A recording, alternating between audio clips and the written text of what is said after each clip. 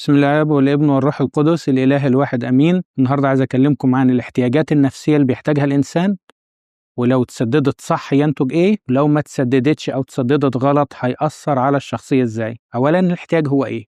هو نقص أو احتياج لشيء لما ما يتسددش بيطرح الإنسان في منطقة عدم راحة وتوتر، وممكن في تفاعلاته يظهر عليه الحساسية، الغيرة، لوم النفس، الصراع مع الآخرين. فعدم تسديد الاحتياج ينتج عنه عدم راحة. الحاجة التانية إما هيسدده بطريقة صح وحلوة تديله نمو ونضوج في الشخصية وحسن في العلاقات والتعامل وفعالية في الحياة، أو يلجأ لتسديده بشكل غلط، أسلوب تعويضي، تنافسي، انهزامي، انسحابي، عدواني، انطوائي، خجل، شك في النفس، عدم ثقة، بأي طريقة مش صحية مش مظبوطة تؤثر على جودة الحياة وفاعليته الشخصية وعلى علاقاته وسلوكياته عموما. ممكن نلاقي شخص عصبي وهايج باستمرار. ليه؟ لأنه يحتاج إلى تقدير، والأشخاص اللي حواليه مش عارفين يدوله الإحساس بالتقدير ده، فرد فعله بيبقى عصبية وهياج وعدوانية عشان يحصل على التقدير بطريقة بصراحة هي بتخليه ما يتقدرش أصلا. لكن هو الدافع ليه للعصبية إنه ما تقدرش، لكن الأسلوب اللي استخدمه إنه يصيح في الناس وتعصب عليهم عشان يقدروه، والطريقة اللي استخدمها تساعد على عدم تسديد احتياجه بالأكتر ويترفض تقديره بالأكتر. يعني ممكن الاحتياج للتقدير لما ما يتسددش، شخص يجي على حواليه انتوا مش بتحترموني، مش بتقدروني، ازاي بتعاملوني المعاملة دي، ويبقى عصبي شوية عشان هو بيدور على التقدير وبيلوم الآخرين على عدم تقديره، فاستخدم أسلوب عدواني وعنيف وعصبي. ممكن فتاة عشان محتاجة تتحب أو تقبل تبالغ في المظهر وتغالي في الخلاعة والميك اب عشان تلفت الأنظار، عشان تقول أنا أستحق إن أنا أتحب، وتستخدم أسلوب مش صحي لتسديد الاحتياج الحب. ممكن تنخرط في علاقات غير صحية وتورطات عاطفية وانحرافات جنسية أيضا بسبب بحثها عن الحب والاحتواء، فهي مش عارفة تسدده بشكل صح، مشي معاها الاحتياج في سكة غلط. وكنا خدنا قبل كده في هرم مازلو الاحتياجات وترتيبها. أولا الاحتياجات الجسدية وده الاحتياج الأول، وبعدها الاحتياجات النفسية، الاحتياج للأمان، ثم الاحتياج للحب والقبول والاحتياجات الاجتماعية عموما، بعد كده الحاجة للتقدير من الآخرين وطبعا تقدير الذات، ثم الحاجة إلى الإنجاز وتحقيق الذات. الاحتياجات دي مجموعها مع بعضه لما ما بيتسددش بشكل صح بيأثر تأثيرات سلبية في الشخصية. ففي الأمان الإنسان محتاج القبول غير المشروط، زي اللي أمسكت في ذات الفعل، أما دانك أحد، أنا بقبلك ومش بدينك، صحيح ما تخطيش تاني لكن أنت مقبولة حتى لو أخطأتي، حتى لو عندك ضعف. عشان الاحتياج للأمان يشبع، الأطفال محتاجين يتربوا في بيت هادي، والبيت الهادي شكله زي بابا بيحترم ماما، بيبتسم في وشها، بيجيب الحاجة من بره بسرور، ماما بتقول له كتر خيرك ربنا يبارك فيك، بتتكلم عنه كويس، بتعبر إن هو وحشها وبتحترمه. فالأطفال يشوفوا العلاقة دي والراحة دي والسلام ده يشعروا بالأمان. العكس، في صراع، في انفصال، في نزاع، في بنسيب البيت، الأطفال بيحسوا بالخوف والرعب على مستقبلهم وعلى أمان بيتهم. الحاجة التانية الاحتضان والطبطبة والقبلات اللي بنديها لأولادنا والابتسام واللعب معاهم. واحد من الدكاترة قال don't stop tickling، ما تبطلش تزغزغ ولادك. المرح والبهجة دي الموجودة في البيت بيديهم إحساس بالأمان. الحياة حلوة، حواليا بيحبوني، أنا حلو، أنا مقبول، هم حلوين، الحياة بسيطة، الحياة جميلة. لما بنهدد أقول أنا مستحملة بالعافية عشان الولاد، طب لما احنا نكبر يا ماما ما هتسيب البيت، ما هتتفككوا، طب احنا كده ضاغطين عليك، ده احنا كمان سبب أذى الماما أو سبب أذى البابا، هو عشاننا معذب مع امرأة، عشاننا معذبة مع جوزها، فإن كانوا هم معذبين عشان الله يفقدنا الأمان، لأن احنا بنحس بتهديد إنهم ممكن ينفصلوا لما نكبر. يا ريتنا نفضل صغيرين وما نكبرش عشان يفضلوا مع بعض. فالأمان هنا بيضيع بسبب دي. الاحتضان، البيت الهادي، المعاملات الكويسة. كمان في حتة تانية بتفقد الطفل الأمان قوي، الحماية الزايدة. أنا ابني بخاف عليه، مش هسيبه يتعرض للخطر، مش ممكن ينزل يشتري، مش هسيبه يدخل المطبخ، لا لو غسل مواعين ضوافره هتكسر، لو راح ناحية البوتاجاز ممكن يولع نار، لو مسك المعلقة مش كويس هيصب الأكل على هدومه. فبنحميه حماية زايدة بتوصل له رسالة أنت مش كفء، أنت ما تقدرش، أنت ما تعتمدش عليك، أنا لو غبت أو رحت مكان أو حصل لي حاجة أنت مالكش مستقبل، مين هيحميك، مين هيسدد احتياجاتك، مين هيعمل لك اللي أنت محتاجه. فالحماية الزيادة بيتهيأ لنا إن إحنا بنحب ولادنا، بنطلعهم ضعاف قوي، عندهم رسالة أنا ما أقدرش، لازم حد غير يعمل لي أنا مش كُفء، أنا ما أقدرش أقتحم الحياة الصعبة، محتاج حد كبير هو اللي يمشي قدّامي ويذلّل لي الخطر ويذلّل لي العقبات دي. كل ده بيفقد الطفل الاحتياج للأمان. حاجة تانية، الحاجة للحب والتقدير. إزاي الحاجة للحب والتقدير دي تُشبع؟ الحب غير المشروط. المجتمع ساعات بيمجّد الجمال، بيمجّد الذكاء، بيمجّد الدرجات العلمية، بيمجّد التفوّق الدراسي. طَب أنا لو ما عنديش الشروط دي، أنا ما عنديش قيمة أتحب عشانها. أنا قيمتي مشروطة وحُبّي مشروط بما أقدّم للآخرين. ولد هادي بيسمع الكلام يتحب، البنت أمورة وجميلة باخدها بتشرّفني وفستانها شيك أوي أفرح بيها قدّام الناس وأتباهى بيها، بتدّيني شوية مجد كده وشوية كرامة، فباحبها عشان شيك وجميلة وأمورة. حُب مشروط. طَب لو أنا أفتقر للشروط دي، أو لو الشروط دي اتهدّدت أو زالت لأي وقت، يبقى الحب هنا مش هاقدر أحصل عليه. واللي يحبّني بشرط بيقول لي أنا ممكن لو فقدت الشرط ده مش هاحبك. فالحب بيبقى مهدد في الحالة دي لأنه مشروط، والشروط ممكن تنتفي. الحب يحتاج إلى اهتمام، أبقى متشاف، واخدين بالهم مني، ألمي بيسمعوه بيحسوا بيه بيكشروا معايا، فرحي بيبتسموا له ويتفاعلوا معاه. يعني الأب والأم أو المربين أو الأشخاص المهمين في حياتي أو الأصدقاء اللي غاليين عليا والبيئة المحيطة بيا متناغمة مع احتياجاتي وحاسة بيا ومهتمة بيا. الاهتمام ده بيوصل رسالة أنت محبوب وأنت غالي وأنت ليك قيمة كبيرة قوي عندنا. يهدد الحب المقارنات. دايما بنحاول نحفز ولادنا ان يبقوا افضل. شفت فلان عمل ايه؟ لو كنت زي بنت خالتك شوف جابت كام. وبنت عمتك بتعمل المطبخ لماما وبترجع من الشغل تلاقيها عامله كل حاجه. الرسائل المقارنات دي بتهيأ لنا ان لما اقارن ابني هيتحمس ويتحفز ومعنوياته ترتفع ويبدع وينجز. اطلاقا بيحصل العكس، بيكره نفسه، يكره ماما او بابا اللي بيقارنوا، يكره الشخص البريء اللي بيتقارن بيه اللي هو اصلا انسان ناجح وانسان كويس كان ممكن يحبه يبقى اصدقاء، كان ممكن يسنده. بس كونه اتقارن بده وده منافس مهدد ليه، كل ما ده ينجح بيقلل منه نجاحه بينافسني، فببتدي أكره اللي اتقارنت بيه واللي قارني ونفسي كوني أنا مقارن وبيقولوا لي أنت أقل. إطلاق الأسماء المضحكة والألقاب وما أكثرها. الشلة بتطلع ألقاب على كل واحد. في البيت في ألقاب بتعلق على الشكل، على الطول، على الشعر، على العينين، على الوزن، على أي شيء، ويبتدي ألقاب تتسم بالسخرية والتهكم والتقليل من الشخص. إحنا بنعملها ونضحك، لكن الشخص بيتجرح جدا حتى لو ما أظهرش، بيبقى مجروح من جوه إنه عنده ألقاب موصوم بيها ومتعلم بيها، ودي بتقلل منه جدا. أيضا الضرب والقسوة والإهانات الجسدية والانتهاكات، أي نوع من الإيذاء البدني أو العاطفي أو الإيذاء الجنسي بيوصل رسالة للشخص أنت مش محبوب وأنت مش في أمان. الحاجة الثالثة المهمة، الحاجة إلى الإنجاز. كل واحد فينا جواه إحساس إنه مفروض يقدر يعمل، وقيمته هتبقى جميلة قوي لو قدر ينجز وينتج حاجة. أنا أقدر دي مهمة جدا في حياة الإنسان، ده احتياج أساسي إن هو ينجز ويبدع ويعمل حاجة ذات قيمة وحاجة ذات معنى. فالاحتياج الإنجاز محتاج تشجيع. هايل، جميل، برافو، شكرا، تعبتك معايا، أنت بتساعدني.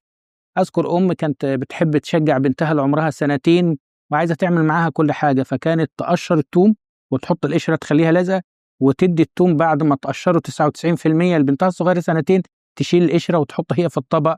وفي الآخر فلانة قشرت التوم معايا، فلانة ساعدتني في الطبخ. البنت الصغيرة دي فرحانة قوي بنفسها إن هي بتعرف تفصص التوم لماما، في حين ماما عملت كل حاجة. فهنا بشجع وبدي دور في حدود إمكانيات الطفل، ما ادلوش دور أكبر منه يشعره بالعجز، ما ادلوش دور مش في مقدرته وأنقذه والومه إنه ما قدرش يعمله. مش كده برضه حتى في الخدمات الكنسية، يا ريت نصنف الأولاد حسب مواهبهم.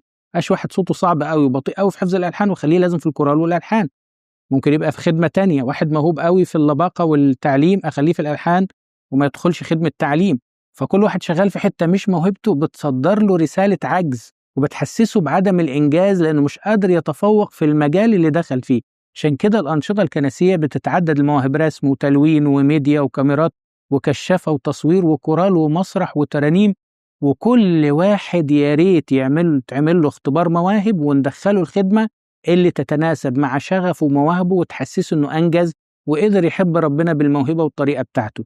دي هتبقى أفضل لإشباع الاحتياج للإنجاز.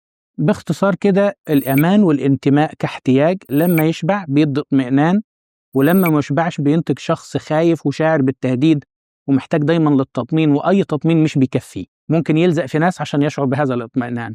مصادر قوة ورموز سلطة عشان يشعر بهذا الاطمئنان. عشان يتسدد لازم بالقبول غير المشروط، بقبلك وبتنتمي لي وبتبقى تبع أيا كان صفاتك. طب والحب لما ما يتسددش الشخصية تطلع إزاي؟ شخص مش واثق في نفسه وعنده صغر نفس، صورته عن نفسه مهزوزة جدا. سدد إزاي؟ الحب غير المشروط، بحبك بكل صفاتك، مش بطلب منك شكل معين عشان أحبك، مش عايزك تتغير بالشكل اللي أنا متخيلك بيه، أحبك زي ما أنت كده. تقدر تتغير دي قصتك، ما قدرتش هفضل أحبك زي ما أنت. وده ربنا يسوع المسيح عمله مع كل الخطأ. زكى جاي في بيتك وتعشى عندك وأنت مقبول وأنت ابن إبراهيم، حتى وأنت عشار، حتى وأنت لسه ما توب. مش مطلوب منك تتوب عشان أحبك، أنا بحبك على كده زي ما أنت بوضعك. طب لما خد الحب ده وخد القبول ده، أنا أقدر أسيب الأموال اللي أنا ماسك فيها عشان تديني منظر وتديني قيمة؟ الشغلانة اللي مدياني سلطة على الناس دول عشان أنا قصير وقيمتي مش قد كده، خلاص أنا قيمتي بقت في المسيح كبيرة قوي، مش محتاج الشكل ده. والاحتياج للإنجاز لو ما تسددش يحصل له إيه؟ يحس الإنسان بالفشل والانسحاب. عشان يتسدد محتاج تشجيع. في نظرية لعالم نفسي شهير اسمه ويليام كيروان، صنف الشخصيات حسب تسديد الاحتياجات، وقال الثلاث احتياجات دول اللي هم الأمان والانتماء والحب والتقدير، والثالث الإنجاز، لما ما يتسددوش بيسمعوا معانا في الكبر في 3 أنماط و3 أنواع من الشخصيات. وده اللي هنعرفه الحلقة الجاية بنعمة ربنا. عملنا فقرة جديدة، فقرة إجابة على الأسئلة في ويب سايت خاص بالقناة، وفي المجهولية محدش يعرف هويتك. ممكن تبعت أسئلتك أو حابب تشارك بخبرة معينة، خبرة مؤلمة أو خبرة ملهمة. في الحالتين إحنا بنحترمها وبنعتبرها مصدر كبير للتعليم نستفيد منه كلنا. وممكن تبعتوا الأسئلة على الويب ده وإحنا نجاوب عليها. وجالنا سؤال النهاردة بيقول: هو أنا لازم أشعر بالاحتياجات دي؟ ولو أنا ما عنديش الاحتياجات دي أو أنا مش شايفها في نفسي، هو يبقى عندي مشكلة؟ أنا مكتفي بالوضع اللي أنا فيه وأنا مرتاح قوي من غير ما أحتاج الاحتياجات دي اللي ممكن تخليني تعبان في علاقاتي مع الناس. في الواقع السؤال يعني حقيقي، لكن في مشكلة. احنا أحيانا وإحنا أطفال لما احتياجاتنا بتعرضنا لحرج أو مذلة أو تترفض، بنلجأ لأسلوب كده نفسي إنكار الاحتياج. أقول إن أنا مش محتاج لحد، مثلا أنا محتاج لحد ده بيذلني وده بيحرجني وده بيتعبني، فبالتالي أنا بنكر احتياجاتي وبكبتها، ما بعبرش عنها لغاية ما أنا بنسى إن عندي احتياج. طب لما أنسى عندي احتياج يحصل إيه؟ أنا مش بشبع ولا سدد احتياجي بشكل صحي، فبيسمع في شخصيتي أنا مكتفي، أنا قدراتي أعلى من اللي أنا فيه، أنا فعاليتي الحقيقية أعلى جدا من اللي أنا فيه. لو أنا اعترفت باحتياجاتي وعرفتها واشتغلت على نفسي في علاقتي بالله وعملت حوالي علاقات صحية أسدد احتياجاتي بشكل روحاني وشكل صحي، فعاليتي وكفاءتي بتزيد جدا، جودة الحياة، الشعور بالحياة بيزيد جدا، روحانيتي بتزيد جدا. إيه مشكلة بقى كبت وإنكار الاحتياج؟ لما أتفاعل مع حد ويخبط في احتياج مكبوت عندي، بدل ما أعبر إن ده كان احتياج عندي بلومه وبدينه على إن ده سوء أخلاق عنده.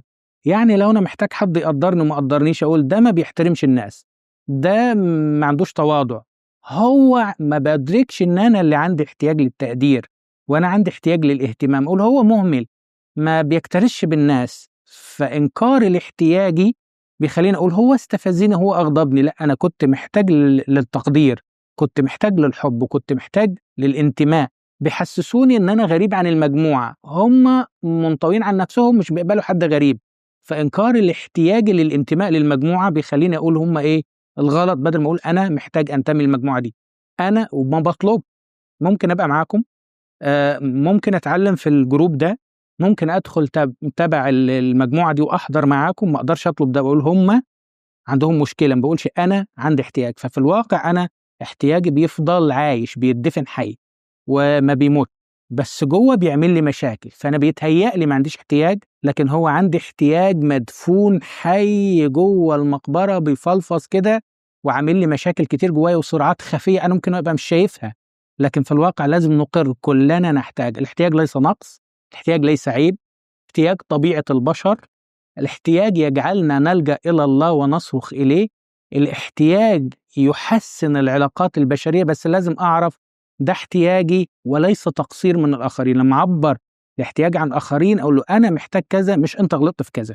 نلاقي زوجة تقول لجوزها أنت مش مهتم بأسرتك، أهم حاجة شغلك، أنت مهمل في عيالك، أنت مش بتخرجنا، أنت طب ما هو الاحتياج اسمه إيه؟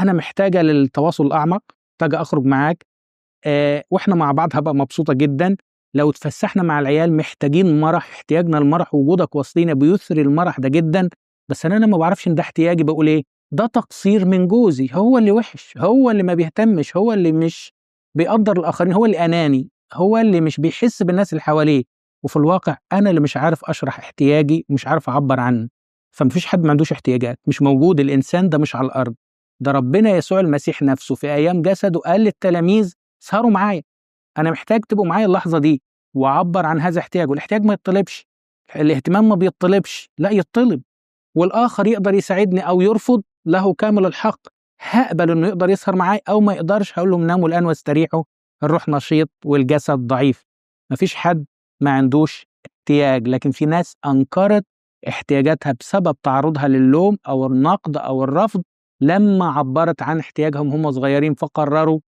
يلغوا احتياجاتهم ويدعوا الكفاية ويدعوا الكمال ويدعوا إن هم مش محتاجين لحد، عشان ده ما بيشعرهمش بالحرج أو الضعف أو الدونية، لكن كلنا عندنا احتياجات، ولو ما سددناهاش صح بروحانية من الله، وصح بعلاقات صحية مع الآخرين، وصح بمعرفة إزاي أعبر عن احتياجي دون لوم الآخرين، احتياجاتي دي هتفضل تعمل لي مشاكل في العلاقات ومشاكل في الإحساس بالحياة والإحساس بالآخرين. وده كان سؤال الحلقة دي، مستنيينكم في حلقات جديدة وأسئلة جديدة، لإلهنا كل مجد وكرامة في كنيسته من الآن وإلى الأبد، آمين.